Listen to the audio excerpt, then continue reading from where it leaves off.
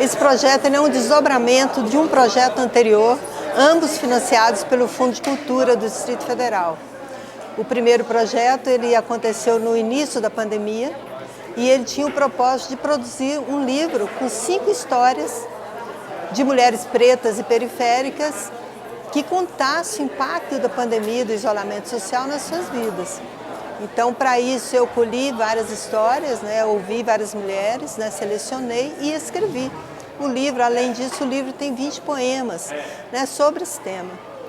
E agora, esse ano, o ano passado, a gente propôs ao FAC, foi selecionado, a montagem de espetáculo em uma pequena itinerância do espetáculo na região onde moravam essas mulheres, no sentido de devolver um pouco do que elas nos deram com relatos, histórias. Foi uma coisa muito difícil, porque a gente não fica muito à vontade para falar das nossas vidas assim tão abertamente, de situações tão doloridas, porque as histórias retratam situações de muita violência doméstica, de muita situação de fome, de dificuldades. Então, é isso. Aqui a peça está proporcionando um grande debate com a comunidade, está sendo muito interessante. Eu estou entusiasmada, super entusiasmada. Bom, Mesmo Só por Todas é um espetáculo muito delicado, muito sensível, que toca em temas muito profundos e importantes para nós como sociedade hoje. A gente fala de uma desigualdade social muito grande, a gente fala sobre racismo e a gente fala de violência doméstica, violência contra a mulher. Com os altos índices de feminicídio que a gente tem tido no nosso país, mais do que nunca é importante tratar sobre esses temas.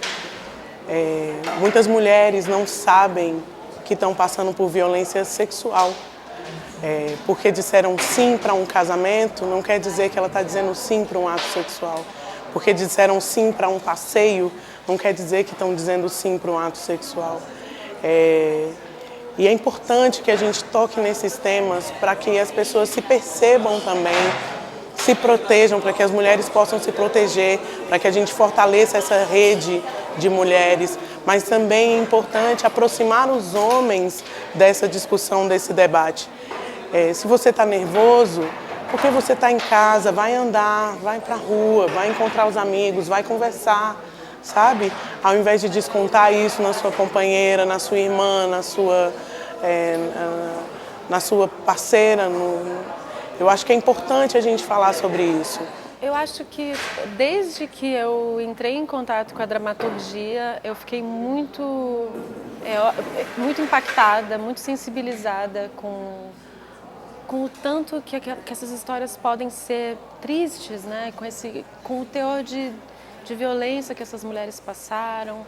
Então, a primeira sensação foi de impacto, mas depois que a gente foi estudando, entrando nessa história, entrando nas músicas e conhecendo essas mulheres, eu fiquei tão esperançosa, com essa...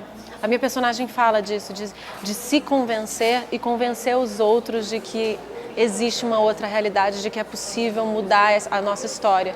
Então, acho que essa é a parte que mais me toca, assim, é muito impactante, assim, eu me toco realmente com tudo que eu estou falando ali dessa personagem, mas quando eu vou chegando no final do texto, que a Jacira fala em mudar a nossa história e se convencer de que é possível mudar a sua realidade, me dá uma esperança, me dá um gás, assim, e eu sempre fico muito emocionada. Nesse momento e no momento que ela fala da filha, eu sempre fico com vontade de chorar. No momento do texto da Fernanda também, que ela relata os vários momentos que ela sofreu violência, eu fico muito tocada, assim. Mas eu sempre saio do espetáculo com essa visão de esperança e de que se a gente consegue mudar a realidade na nossa casa, a gente consegue mudar a realidade na nossa rua e a gente consegue mudar o mundo, assim. E essas mulheres me mostram isso. O projeto começou com a Aninha chamando para falar sobre a negritude e a mulher, interpretando 5 personagens e treinando, fazendo a direção de um vídeo para o lançamento do livro. Então eu tinha que dirigir a Cristiane Sobral, né, atriz negra, fazendo esses personagens.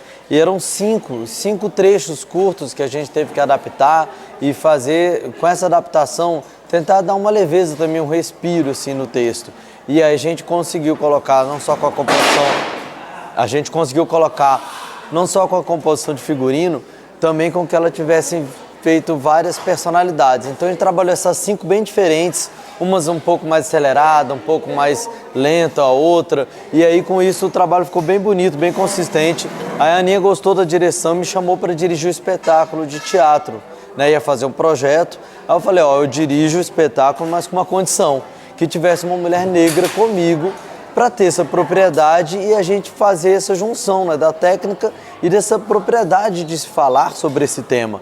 Eu não me sentia assim capaz de sozinho dirigir esse espetáculo. E aí nisso eu já tinha estudado com a Elia Oléria e eu falei, cara, vou chamar a Ellen, né? Não custa nada eu ver se ela toparia essa empreitada comigo. E foi ótimo o diálogo, eu lembro direitinho quando eu liguei para ela, eu falei, amiga, você está muito na música, mas será que quer voltar para o teatro e está dirigindo essa peça? Ela se sentiu honrada desse convite, que é um projeto muito bom, muito consistente, né? A Aninha foi ousada quando ela quis fazer o depoimento, dar esse recorte específico das mulheres negras na pandemia. E aí quando a Ellen entrou, fiquei muito tranquilo porque a gente junto foi conversando, a gente fez o primeiro mês muito com o trabalho de mesa, trabalho de mesa que a gente chama de pegar o texto, esmiuçar as frases, os sentimentos, e as atrizes já deram resposta muito rápida, muito forte, de intensidade, logo de cara. A gente já ficou muito tranquilo e a gente trabalhou no primeiro mês em decorar bem o texto e elas estarem tranquilas na relação com o público. E depois foram surgindo os outros elementos, né? Da cenografia, os objetos de cena, o figurino. E o último elemento grande, primordial no teatro, que é o público ali presencial. Então a gente está bem tranquilo. A Ellen participou muito bem assim, das intenções de cada etapa desse processo. As atrizes se entregaram muito à nossa direção, foi muito bom, muito importante. E aí com o cenário do Bandinha, né, do Banda, que ele fez muito bem a cenografia, o figurino da Lina, e aí temos a parte técnica com a Baetê, e a trilha sonora com o Diogo Cerrado e o Vitor Abraão, que também estão brilhantes. As meninas cantando muito bem, fazendo essa harmonia.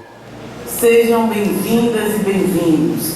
O espetáculo Mesmo Só por Todas é adaptado a partir de 2 histórias do livro Mesmo Só por Todas, de Rosiane Braga, baseado nas narrativas de mulheres pretas, pardas e periféricas do Distrito Federal, a respeito do impacto do isolamento social em suas vidas.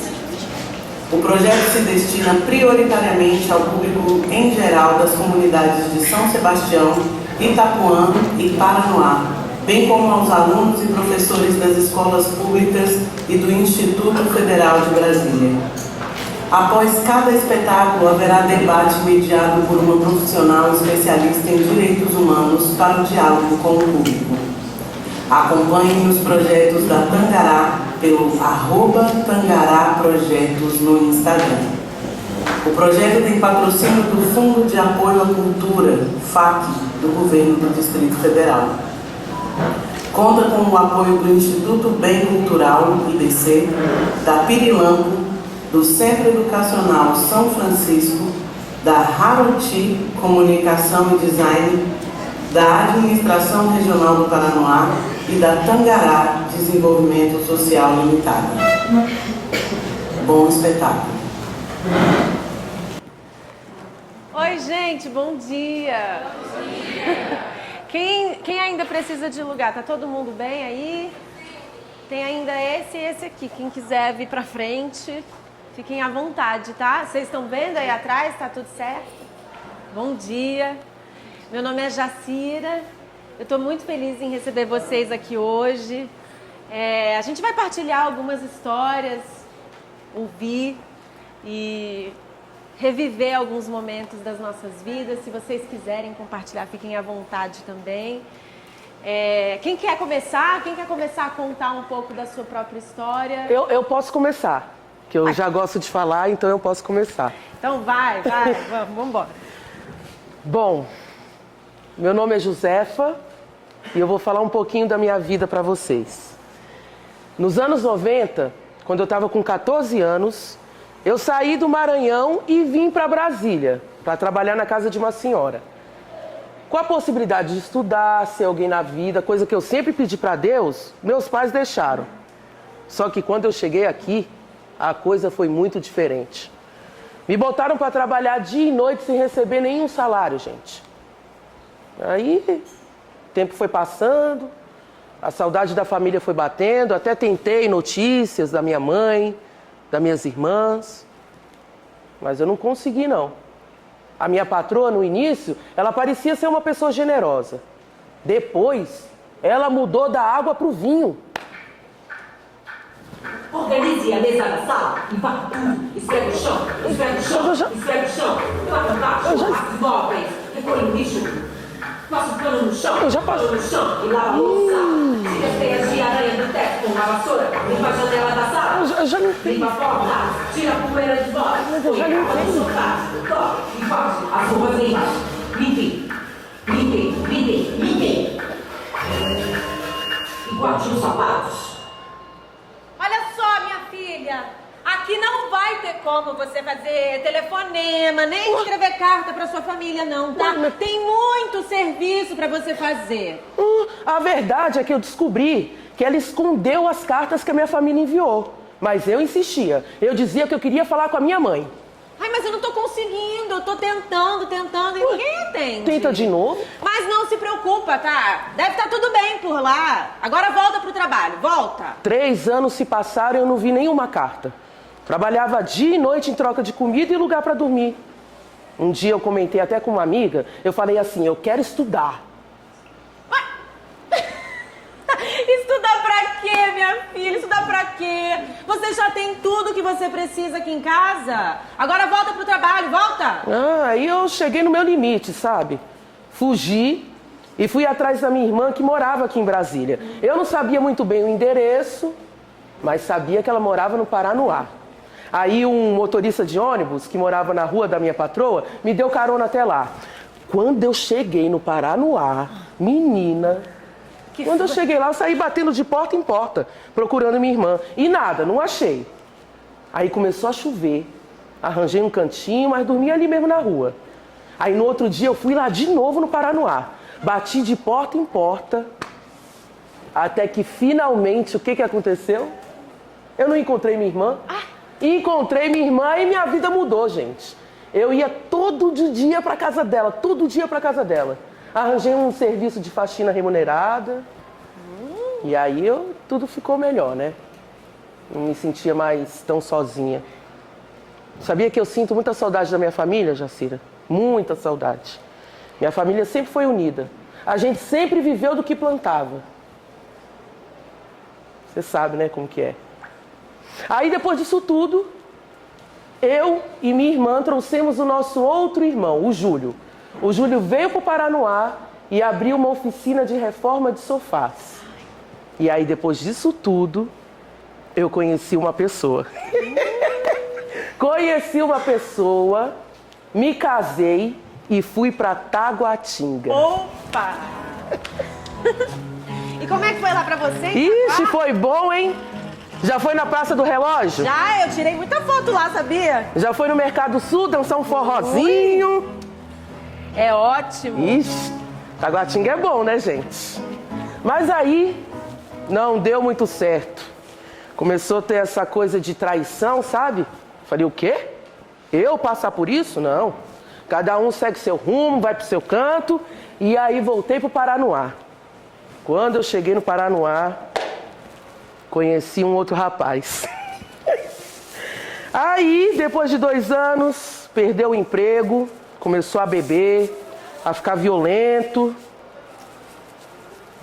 a me agredir, sabe? Uma vez, eu estava no meu trabalho e aí me ligaram falando que eu tinha que voltar para casa correndo, porque o meu marido tinha feito uma coisa muito errada com a vizinha, gente. Quando eu cheguei lá, sabe o que tinha acontecido? Ela tinha denunciado ele por tentativa de estupro. Aí eu saí correndo assim, ó, para dentro do barraco, disparado assim. Quando eu cheguei lá, ele estava debaixo da cama,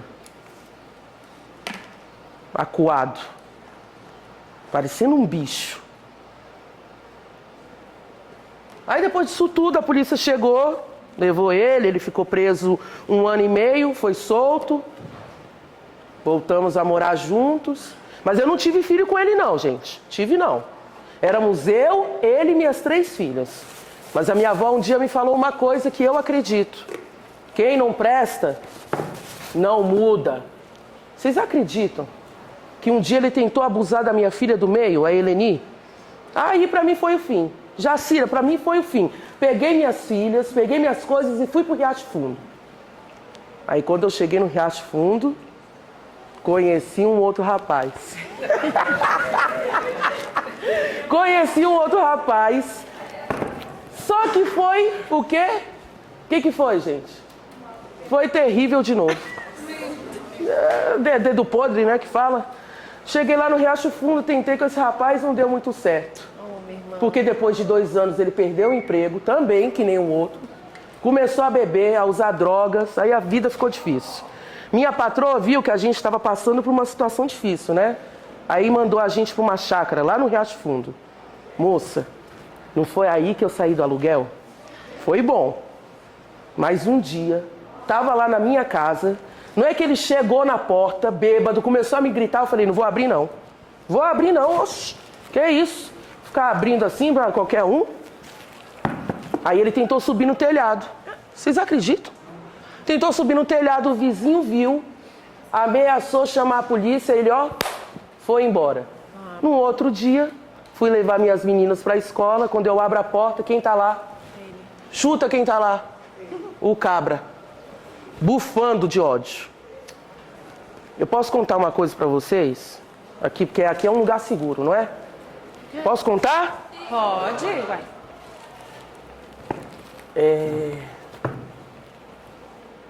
Tava lá, ele empurrou a gente para dentro de casa, eu e minhas 3 filhas, pegou a mais nova, trancou no banheiro e pediu para que eu e Eleni tirássemos a roupa. Eu não estava acreditando, sabe, no que estava acontecendo, mas é isso daí mesmo que vocês estão imaginando. Ele tentou abusar da gente. Aí enquanto eu tava ali brigando com ele, batendo, tentando me defender, tentando defender minhas filhas, né, gente? Mas eu apanhei bastante. Ele era grande. Aí um vizinho ouviu de novo a bagunça, falou assim, eu vou chamar a polícia. Aí ele, falou que se a gente não ficasse em silêncio, ele mataria todo mundo. Aí, por sorte, um policial morava lá perto, ouviu aquela zoeira e viu que tinha alguma coisa de errado. Moço, enquanto eu tava ali me engalfinhando com ele, eu tava ali brigando com ele, querendo defender minhas filhas. A Lana, que tava no banheiro, ela saiu, ela conseguiu sair. Ela pegou a faca e ela, Gente, ela fincou a faca nas costas dele.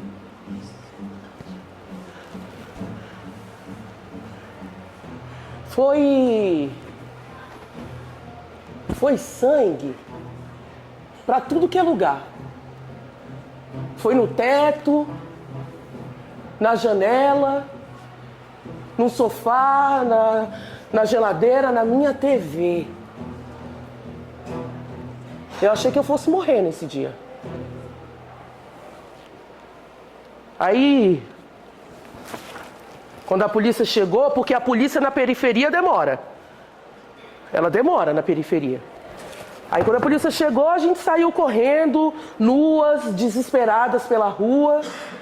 Aí a dona Tereza, a vizinha, veio, trouxe uma toalha pra gente, Jacira.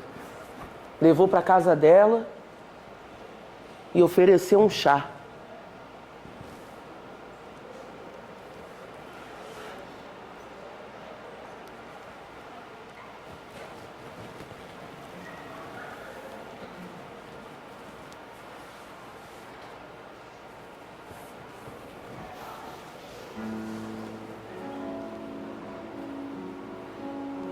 Pensa num dia difícil.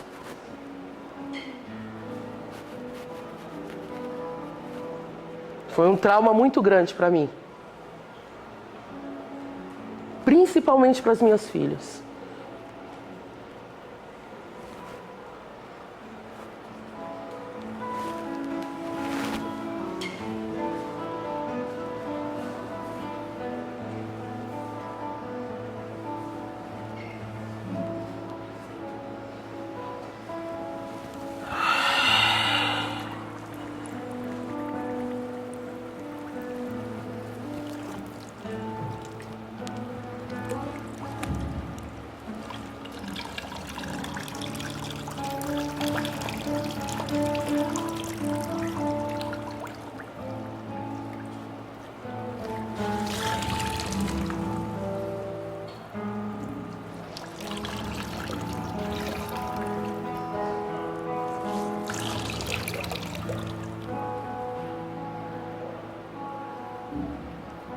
Jururu, acreditei que se amasse de novo, me esqueceria, mas é preciso fazer inventário do que ficou, do que restaram. Organizar a memória, o delírio, amansar os flancos abertos, feridos, até o renascimento, com o céu regendo, novo momento. Novo momento. É isso que a gente deseja, né? Aí depois disso tudo, quando a polícia chegou, ele saiu correndo assim, ó, pro mato, atrás da casa. A gente nunca mais viu. Agora eu pergunto pra vocês: é pecado torcer pra que ele tenha morrido? Não. Aí depois disso tudo, o meu irmão levou a gente de volta pro Paranoá, né, gente? Pra todo mundo ficar em segurança. Quando eu cheguei lá, eu conheci um outro rapaz. Mas aí deu certo, minha gente. Deu muito certo. Oh, se deu. Pensa num cabra bom, que me faz feliz, que me ama, que me respeita. Que é isso que a gente merece, não é não? Oh. A blusinha dele. Vou dobrar igual eu aprendi na internet.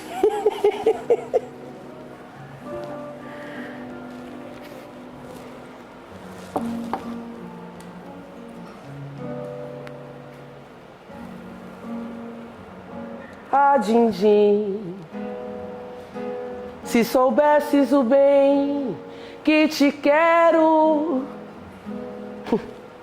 o mundo seria din-din, tudo din-din, lindo din-din. Ah, din-din, se um dia você for embora, me leva contigo, din-din. Ele gosta dessa música.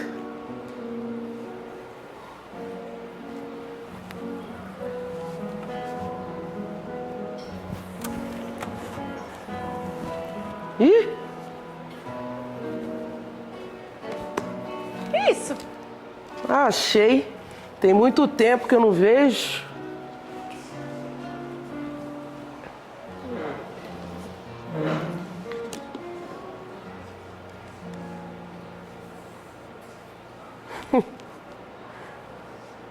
A blusinha da Eleni.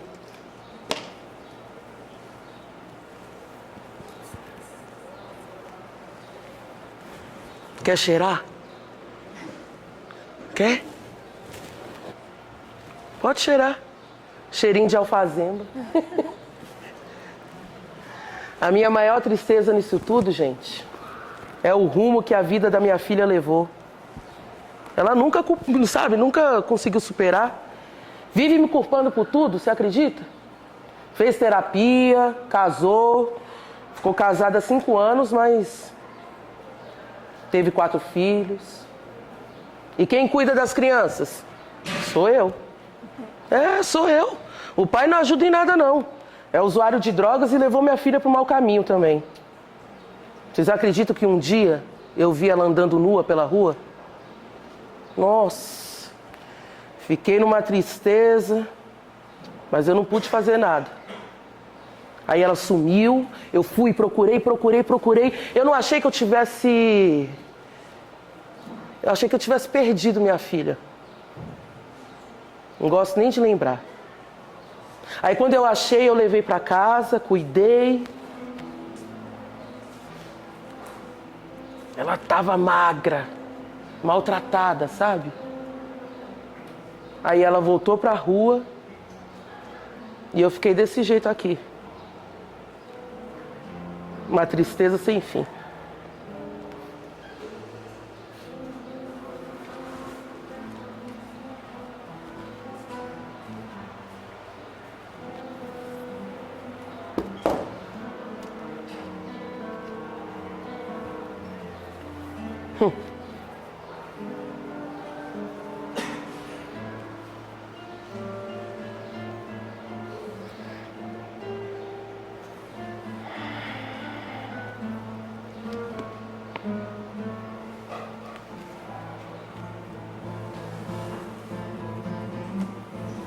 Mas vamos falar de coisa boa, né, gente? Vamos falar de coisa boa? Um pouco antes da pandemia, eu conheci um projeto social parecido com esse daqui. Aí eu passei a frequentar com as crianças. Lá a gente dançava o boi, que eu falei que eu sou do Maranhão, né? Mostrar a força do Maranhão. Passamos a conhecer a vizinhança. Mas também um pouco antes da pandemia, a Heleninha, ela usava só maconha. Ficava tranquila, mas aí com isolamento social, a gente presa em casa. Todo mundo fez isolamento aqui, né? Nossa, difícil. Aí a comida acabando, o dinheiro acabando, o trabalho faltando, aí ela ficou desesperada. Começou a usar crack, a ficar mais na rua do que em casa. Largada, passou a apanhar. Foi difícil. Mas aí, lembrando do projeto social, era bom demais. Era bom, era muito bom. Lá, como começou a apertar a pandemia, a liderança me chamou, a liderança do projeto, para participar de um grupo de arrecadação de cestas básicas e cobertores. Aí, como eu participava, eu ganhava verdura e comida para alimentar a família. Essa foi a salvação. Foi um período muito difícil. Mas eu consegui superar, né? Ficava morrendo de medo, gente, de receber algum telefonema, sabe? Porque as pessoas viviam batendo na minha porta lá, Jacira, para dizer, olha, sua filha está ali apanhando. Ficava numa tristeza sem fim. Hoje ela ainda está se recuperando, falou que vai se cuidar, mas eu não achei nenhuma clínica para ela. Quem souber pode até falar, tá? Pode me passar.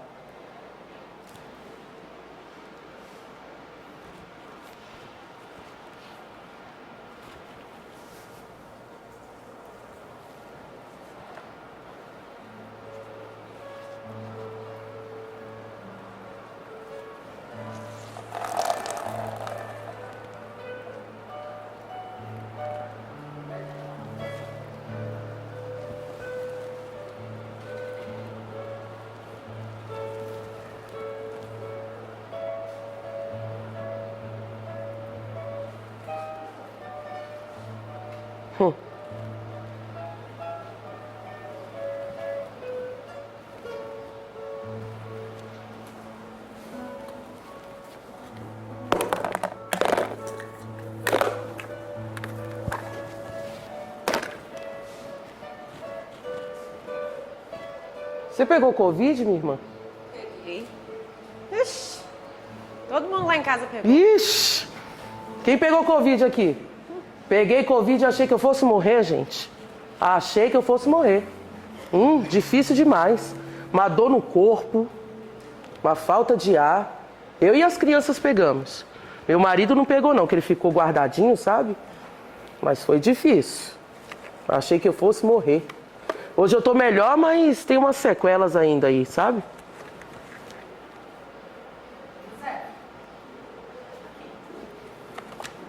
Me diz uma coisa, depois de tudo isso que você contou aqui pra gente, você ainda deseja alguma coisa? Qual é o seu nome? Rebeca. Rebeca. O que eu desejo?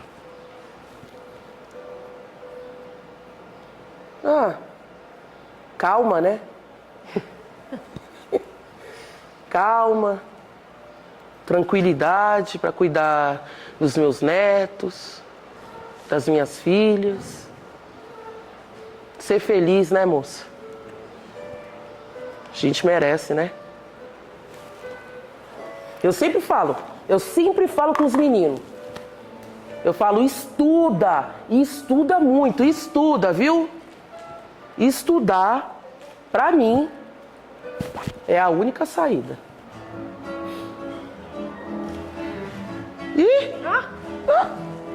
Isso daí me lembra o Maranhão.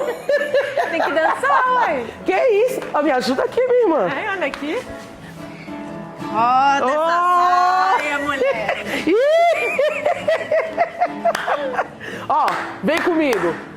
Vem comigo, pode vir comigo. Quando o fogo intenso encontra a madeira seca, quando o fio d'água penetra a terra dura e fria, abra seus olhos de amor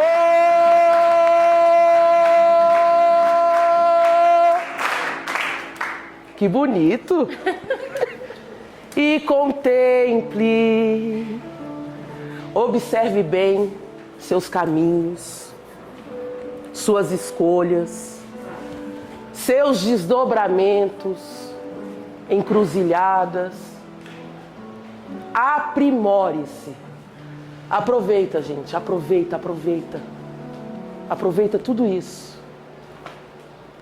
Ixi, falei demais, até dancei. Eu adorei ouvir sua história, José. Nossa, você até me inspirou a falar, sabia? Ixi. Pô, eu fiquei com vontade até de cantar uma música. Eu posso cantar uma música pra vocês? Por favor. Assim, a sala tá meio cheia hoje. Eu fico com um pouco de vergonha. Eu vou pedir pra vocês fecharem os olhinhos assim, rapidinho. Só enquanto eu canto, só pra eu ficar com menos vergonha. Pode ser? Vamos lá.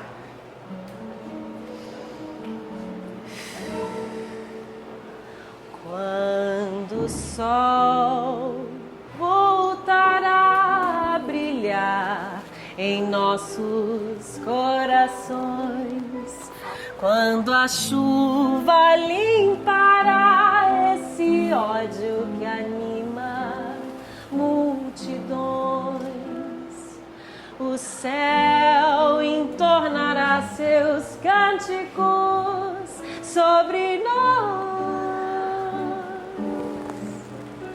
As cigarras vibrarão sua energia sobre as árvores. O levante, o oceano inteiro à nossa frente vencerá.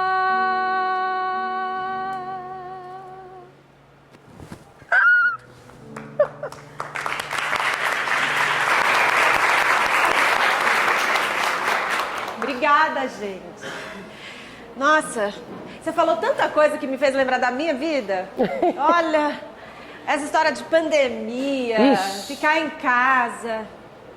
Você sabe que na pandemia eu fiquei desempregada, né? Foi.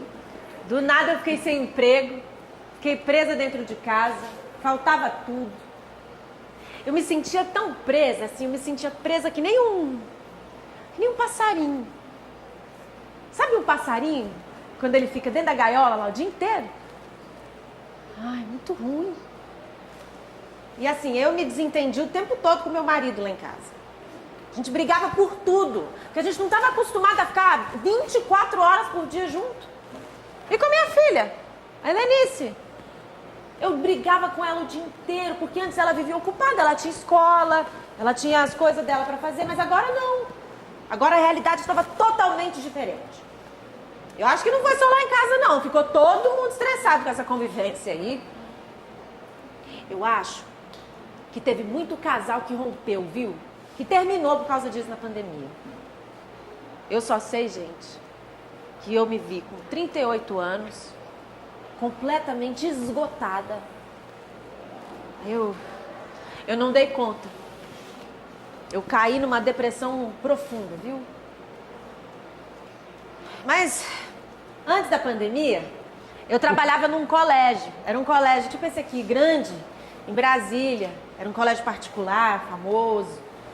E eu trabalhava com o meu marido. A gente era zelador. A gente tipo faz tudo assim desse colégio. Fazia serviço de limpeza, manutenção, segurança até. Aí a gente morava num quartinho que ficava nos fundos do colégio. Quartinho pequeno, apertadinho, só eu, meu marido e minha filha, Helenice. Ela tinha uns 13 anos na época. Quartinho, gente, eu confesso assim, que as condições não eram as melhores, não. O quartinho da gente lá não tinha banheiro.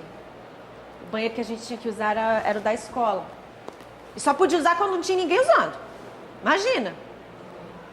A dona da escola, ela fez um acordo lá, uma proposta com a gente. Ela deixou a gente morar no quartinho. Ia oferecer um salário pelos nossos serviços. E além daí ofereceu uma bolsa para minha filha. Uma bolsa de estudo. Coisa boa. Foi. Aí eu topei na hora, José. Ué. Eu sempre quis que a minha filha tivesse uma boa oportunidade de estudar, sabe? De estudar num colégio bom. Aí eu fiquei feliz da vida. Só que aí eu não imaginava viver o que eu passei lá, não.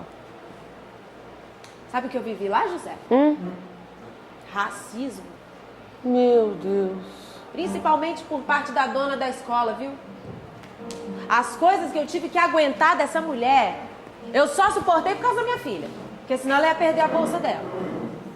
Foi muito ruim. Muito doloroso, sabe?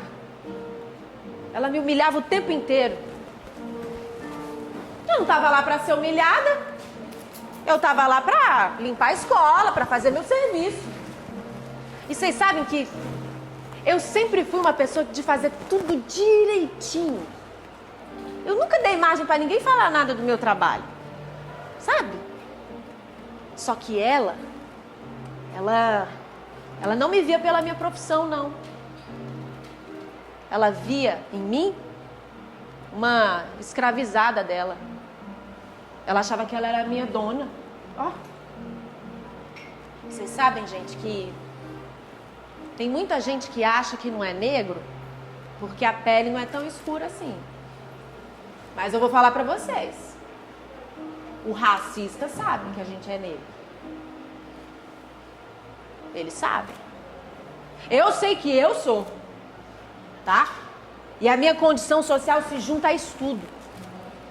Com essa escravidão que teve aqui no Brasil, tem gente que acha até hoje que a gente é inferior, que a gente não tem direito a nada, que a gente não sabe de nada.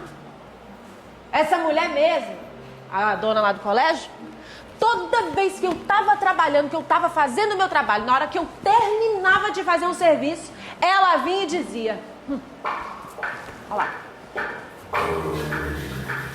Organize a sala de aula e varra tudo. Esfrega o chão, esfrega o chão, esfrega o chão. Vai embaixo, tira as cadeiras, passa um pano no chão, e limpa a louça. Lava os corredores que a poeira se espalha na escola. Recolhe o lixo, lava as lixeiras, lava as janelas das salas. Os tapetes da escola não esquecem do álcool 70. Álcool 70, e vamos partir!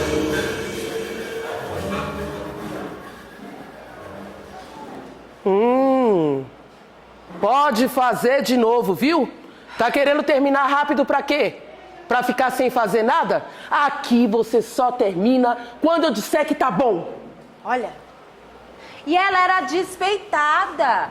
Ela era invejosa. Vocês sabem que só ela podia andar por aí bonita. Só ela que podia ter vaidade. Teve uma vez que eu fiz umas tranças no meu cabelo, umas tranças grandonas assim. Eu fiquei linda, mudou toda a minha fisionomia. Que novidade é essa? Você arrumou toda pra quê? Pra limpar vaso? Ela falava umas coisas que, olha, acabavam comigo. E ela amava me humilhar na frente dos outros. Aí teve um dia que eu falei, olha só, eu não aguento mais isso aqui não, viu? Eu vou embora. Você vai pra onde? Você não tem onde cair morta. Aqui você não tem o direito de pedir pra sair. Pior de tudo, gente, é que com a pandemia, ela me demitiu. Em abril de 2020, eu estava no olho da rua, sem trabalho. Meu marido ainda continuou lá na escola, fazendo uns bicos, sabe, de manutenção. Mas eu fui-me embora. Mas sabe uma coisa que me deu, assim, uma alegria? A escola fechou. Diz que a mulher quebrou, faliu, sei lá o que aconteceu com aquela mulher. Eu só sei que eu falei assim, vai, bem feito pra cara dela. Eu tava na rua, mas ela também tá. Aí foi mais ou menos nessa época que eu tive que sair do quartinho, né?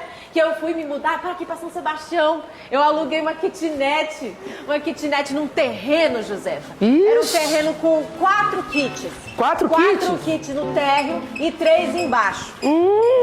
E era bom porque o aluguel era R$450. Barato, viu? Era. Vou até fazer um cafezinho pra gente agora que a gente tá na minha casa nova.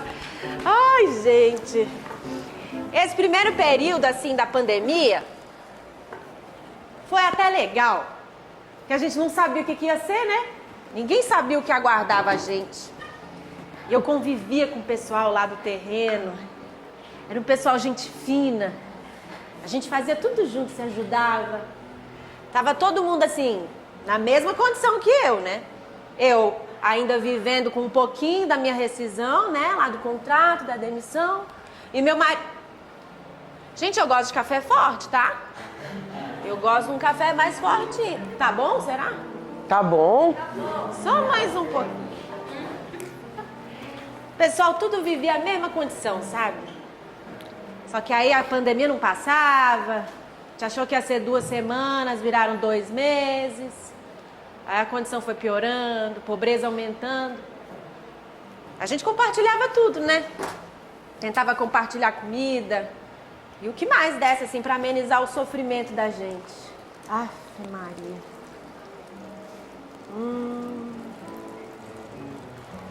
Ai, gente, cheiro de cafezinho feito na hora é bom demais, né? Quando a gente tá com Covid, a gente não sente cheiro de café, não. Eu, quando tive Covid, gente, café e água quente era a mesma coisa. Vocês tiveram, né? Lá em casa todo mundo teve. Eu, meu marido, minha filha. Vocês aceitam um cafezinho? Sim. Me ajuda aqui a servir, José. Agora. Ai, todo mundo pegou e pra mim foi pior porque eu já tinha uma doença respiratória. Eu precisava ficar usando a minha bombinha, sabe a bombinha de aerolim? Uma vez por dia eu usava. Cuidado que tá quente. Tá quente. Meu marido ficou ruim também. A minha filha que ajudou. Ela que segurava a barra. Quem aceita o cafezinho? Você pode tomar café? Gente, eu não sei se ficou bom, não. Quer café? Aqui um pra você, pra senhora. Tem só mais um, vocês vão ter que compartilhar, viu, cruzeirense? gente? Igual lá no terreno. No terreno então toma todo mundo café. compartilha tudo. Não dá pra ficar com individualismo, não. Mais um aqui pras 3 dividirem. Minha filha, eu lembrei dela, se eu olho pra vocês, eu lembro dela. Ela fazia tudo, ela que lavava em casa, ela que ia no mercado, fazia Tá tudo quente, direitinho, fazia comida. Mas aí, gente, Tá forte. teve um ponto assim que eu não aguentei. Eu fiquei ruim. Eu senti uma fraqueza, assim, a gente não conseguia levantar pra ir no banheiro, eu e meu marido. A gente começou a sentir falta de ar, dor, assim, pra respirar. Eu falei, não, a gente tem que ir pro hospital. Vamos pro hospital. Chegando lá no hospital, gente, a situação tava feia. Vocês podem imaginar, né? O que a gente viu no jornal. Cheguei lá, tava todo mundo caindo assim pelos corredores. Os médicos, os enfermeiros, tudo correndo desesperado. Eles estavam dando pra gente, tipo um kit de remédio, pra gente aguardar o atendimento do médico, né? Só que aí... Tá bom o café? Falou que tá sem açúcar. Ah, depois a gente passa um com açúcar pra senhora. Quando a gente chegou lá, eu fiquei escutando uma conversa. Tinha iodo no kit. Ah, eu falei, não, gente. Me bateu um desespero, porque eu não posso com iodo. Eu sou alérgica a iodo. E foi me dando aquela coisa. Eu agarrei meu marido, agarrei minha filha, a gente saiu correndo daquele hospital. Eu não sei nem com que força que a gente foi. Porque eu tava fraca, eu tava sem ar e ainda assim a gente saiu correndo. Iodo aqui não. O pessoal nem perguntava nada. Eu, hein? Meu marido, ele melhorou da Covid bem mais rápido que eu. Eu fiquei ruim, viu, gente? E aí a Covid ainda juntou com toda a minha tristeza que eu estava sentindo. Essa época eu fiquei muito mal, muito mal. Meu cabelo começou a cair. Aí eu raspei tudo. O cabelo cresce de novo. Gente, eu fiquei tão mal que eu acho que eu caí no fundo do poço, assim. Eu pensei até em tirar minha própria vida, eu pensei. Mas aí foi nessa época que eu conheci um projeto social, aqui em São Sebastião mesmo. Gente, que foi ótimo, porque era tipo uma roda de conversa, que nem essa daqui, que a gente podia conversar. Era uma roda terapêutica. A gente fazia aula de teatro, Josefa. Era super legal, gente. E foi bom porque eu ainda ganhei uma ajuda de custo de transporte para poder chegar lá, senão não ia ter nem como. Esse projeto foi a salvação. Foi bom demais. Que aí eu conhecia outras mulheres, assim, que viviam a mesma condição que eu, que sabiam do que eu estava falando. Aí eu colocava um pouco do meu sofrimento para fora. Eu falava da minha depressão. Esse negócio de depressão, gente, sei lá. Eu acho que eu sempre tive depressão, desde que eu era criança. Eu tive uma infância muito difícil, viu? Não foi fácil, não. O meu pai era muito machista. Ele era muito cruel com a minha mãe também. Meu pai achava que as mulheres eram seres desprezíveis, ele dizia. Eu acho que meu pai era desses, que achava que no Brasil tinha que ser igual nesses países lá, sei aonde, onde o pai trabalha, o homem da casa trabalha para sustentar a família, e as mulheres têm que ficar lá, ó, guardando a virgindade para ele. Aí lá em casa era eu, a minha irmã e o meu irmão. A minha mãe, coitada, vivia assustada, correndo de um lado para o outro, tentando proteger a gente do meu pai. Só que aí o que eu nunca podia imaginar é que meu irmão ia seguir o exemplo do meu pai, na crueldade. Quando eu tinha mais ou menos uns 8 anos, sabe? Meu irmão, ele começou a abusar de mim e da minha irmã. Ele era muito cruel com a gente. Ele batia, abusava sexualmente, sabe? E a minha mãe nunca soube de nada.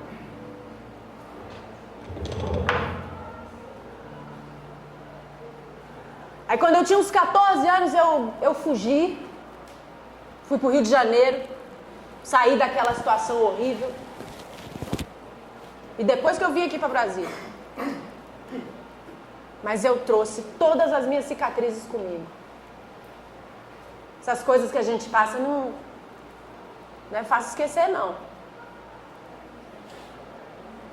Quando a gente passa por essas situações dentro de casa, a gente fica sem saída. A gente fica carente, porque a gente não aprendeu a se defender. A gente se sente uma vítima fácil. Eu me sentia muito sozinha.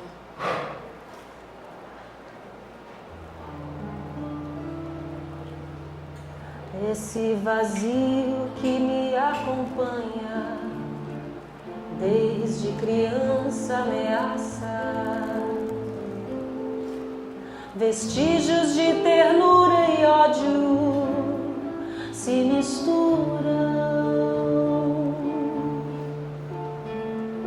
dependurados como móveis, ornamentos de um coração violentado.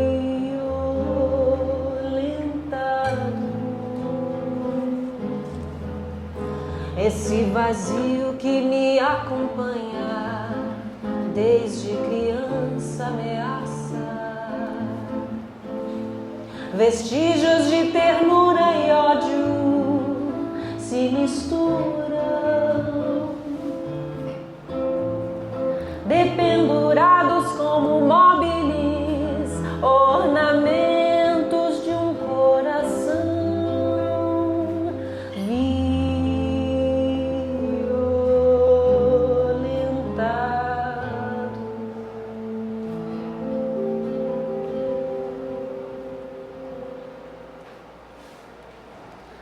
Aí quando eu cheguei aqui, eu conheci o rapaz que se tornou meu marido.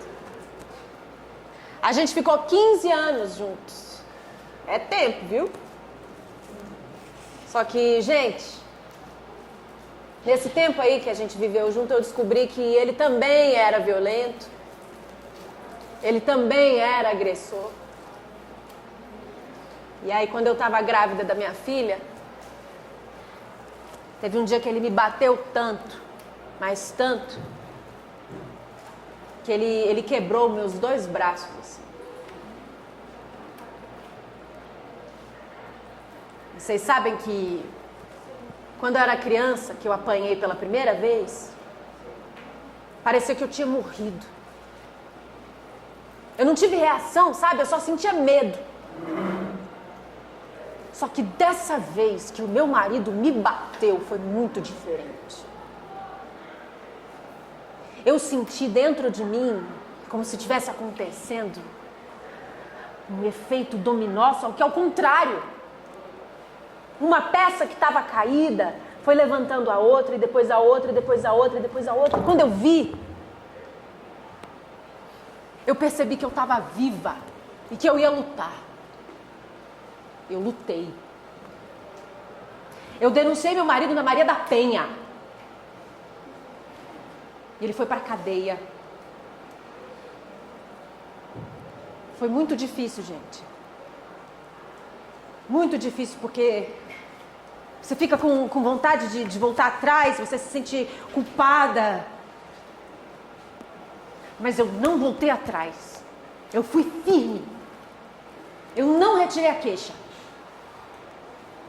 Eu não queria ter o mesmo fim da minha mãe, não. E foi difícil, gente. Eu fiquei muito machucada. Mas eu sobrevivi. Ele pagou. Ele ficou preso. Uns tempos depois, ele veio atrás de mim. A gente conversou. E a gente voltou. Eu aceitei ele de volta. A gente conversou bastante. E eu mostrei pra ele que ele tinha que me respeitar. As pessoas olham pra gente e acham que a vida é um mar de rosas. Oh, eles estão juntos há tanto tempo. Que casal abençoado. Mas ninguém imagina as coisas que a gente passa, não. Só que hoje as coisas estão diferentes. Por mim, pela minha filha. Eu coloquei as coisas do jeito que eu queria. Eu não aceito mais um grito sequer dentro da minha casa. E nem fora. Eu não tenho mais medo de homem nenhum. Porque esses homens que agridem, que batem na gente, eles são inseguros, são frustrados. Eles não são essa fortaleza toda, não. Aí depois eu ainda descobri que o pai do meu marido batia na mulher dele. Ixi. Eu precisava romper com esse ciclo de violência, gente. Eu descobri que eu tenho uma voz. E que eu vou usar ela. Mas, gente, olha, é muito complicado, viu? É muito difícil. Ainda passei por tanta coisa. Depois de um tempo morando na minha kit, toda arrumadinha, a gente não teve mais dinheiro para pagar o aluguel. Precisei sair de lá, eu sem trabalho, meu marido sem trabalho. A gente foi morar num assentamento, aqui em São Sebastião mesmo. Era numas ruas de terra, aquele poeirão, vocês conseguem imaginar? Um poeirão enorme, com uns barracos a perder de vista. Tudo construído assim, com a vontade de Deus, com a ajuda assim de todo mundo e com... Não varre meu pé, não. Tu ainda quer casar de novo? Eu quero. Vou varrer aqui do lado só. Era tudo de papelão, caixa, a gente dava um jeito. E minha filha lá com a gente. Gente, se vocês soubessem tanto que ela é linda e tanto que ela é estudiosa. Com a pandemia ela precisou estudar assim, como é que chama? Online, isso, remoto. Aí eu arrumei com um amigo meu um computador para ela. E ela ia pro terminal de ônibus. Lá no terminal eles davam a internet assim para ela poder fazer a aula, né? Foi o jeito que ela arrumou assim. E ela é muito estudiosa. Só tira notão assim. Eu morro de orgulho. Ela disse que vai ser médica. O sonho dela é ser médica para cuidar das pessoas que não têm condição, sabe? Que sofrem todo dia, que não tem condição de ter tratamento. Aí ela disse que quer ajudar. Não é por nada não, mas eu acho que ela puxou para mim.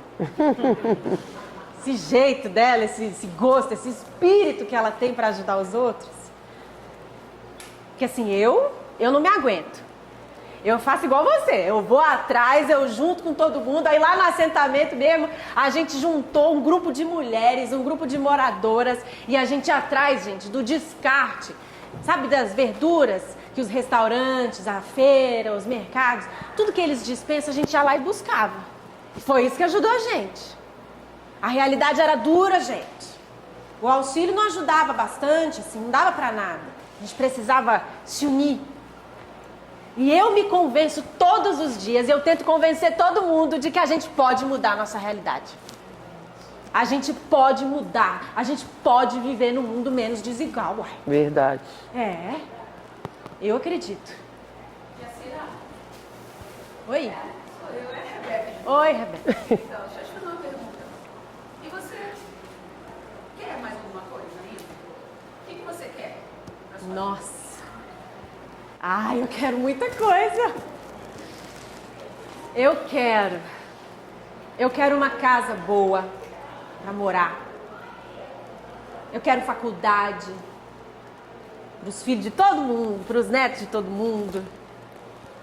Eu quero poder comprar roupa, sapato para a gente vestir.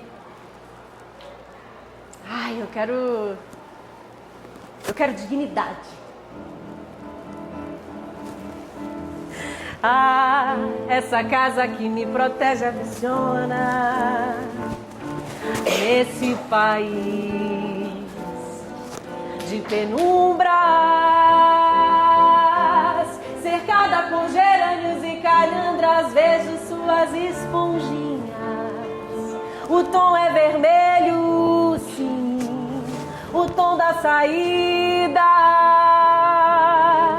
Ah, essa casa que me protege aprisiona neste país de penumbra, cercada por gerânios e calhandras, vejo suas esponjinhas. O tom é vermelho, sim, o tom da saída. Cercada por gerânios e calhandras, vejo suas esponjinhas. O tom é vermelho, sim, o tom da saída. Abram todas as portas que eu quero passar. Não, não vou sozinha. Vem comigo, vem ver o sol raiar. Abram todas as portas que eu quero passar. Não, não vou sozinha. Vem comigo, vem ver o sol raiar. Vem comigo, vem ver o sol raiar. Vem comigo, vem ver o sol raiar.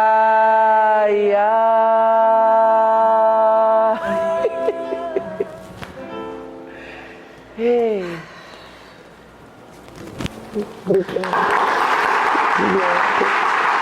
Obrigada também.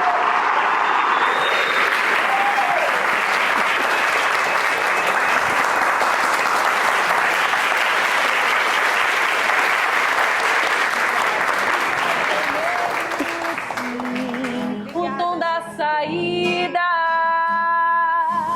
Ah, essa casa que me protege aprisiona neste país de penumbra,